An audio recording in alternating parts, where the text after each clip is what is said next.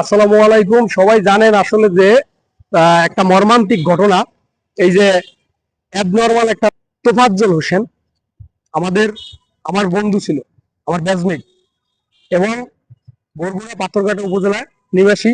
তার যে ঢাকা ইউনিভার্সিটির ভিতরে যে নির্মম হত্যাকাণ্ড হয়েছে এবং হলের যে ছাত্ররা ছিল তারা এই যে নির্মম হত্যাকাণ্ডটা করেছে তার জন্য তীব্র নিন্দা জানায়।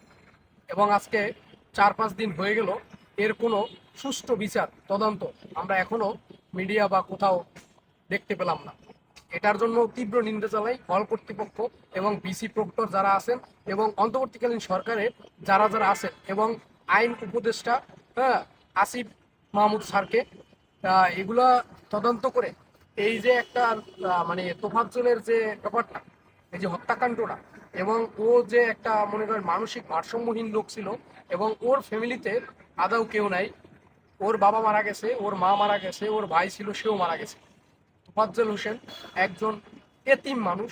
তার যে এই হত্যাকাণ্ড মৃত্যুর জন্য যে ক্যাম্পাসের যে ছেলেপান যেই কয়জনে যারা করে এই নির্মম ঘটনা ঘটাইছে, এর জন্য সুষ্ঠু এবং তদন্ত এবং নিরপেক্ষ এবং থেকে এই দুর্ঘটনার জন্য যারা যারা দায়ী এবং যারা যারা ছিল একত্রিতভাবে এবং যারা এর সাপোর্ট করছে তাদের মানে সুষ্ঠু বিচার সর্বাক্ষণিক এবং যত ধরনের আইনের আওতায় আনা উচিত। একটা কিভাবে এরকম হত্যাকাণ্ড করতে পারে যেখান থেকে শুধু স্টুডেন্ট পড়াশোনা করার জন্য যায়, সেখানে দেখতেছি এর আগেও বিগত অনেক দিন দেখছি যে ছাত্র যখন আওয়ামী লীগ সরকার ছিল তখনও দেখছি যে ছাত্ররা অন্য ছাত্রকে পিটিয়ে হত্যা করছে। সেই ট্রেন্ড কিন্তু চালু আছে, এখনও চলতেছে। এই ট্রেন্ড বন্ধ করা হোক এবং সুষ্ঠু বিচার করা হোক এবং এদেরকে সর্বাত্মক বিচারের আওতাধীন আনা উচিত। যে তোফাজ্জলের মতো একটা মানসিক ভারসাম্যহীন মানুষকে এভাবে হত্যা করা হয়েছে ঢাকা ইউনিভার্সিটির ভিতরে, খুবই লজ্জাজনক।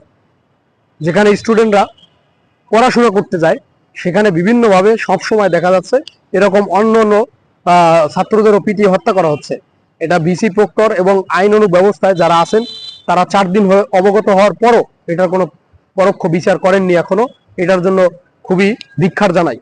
এবং এতিম একটা ছেলে, মানসিক ভারসাম্যহীন, তাকে এভাবে হত্যাকাণ্ডের কারণে যে বিচার ব্যবস্থা, সর্বোচ্চ আদালত এটা করবেন আপনারা। আপনাদের কাছে অনেক রিকোয়েস্ট, যেহেতু ও এতিম একটা ছেলে। আমরা বন্ধুমহল যারা আছি তারা মানববন্ধন করেছিলাম শুক্রবারে, এবং আপনারা সুষ্ঠু বিচার না করলে এর বড় পদক্ষেপ আমরা নেব। এবং আল্লাহ উপরে আছে, এতিমদের পক্ষে আল্লাহ সবসময় থাকে। যারা এই ছেলেকে এভাবে হত্যা করেছেন, আপনারা যদি বিচার না করেন, আল্লাহ তাআলা ঠিকই একদিন আপনাদের এরকম প্রতিহত করে বিচার করবে ইনশাল্লাহ। এই দাবি রাখছি এবং সবাই এর তোফাজ্জলের হত্যার বিচার চাই।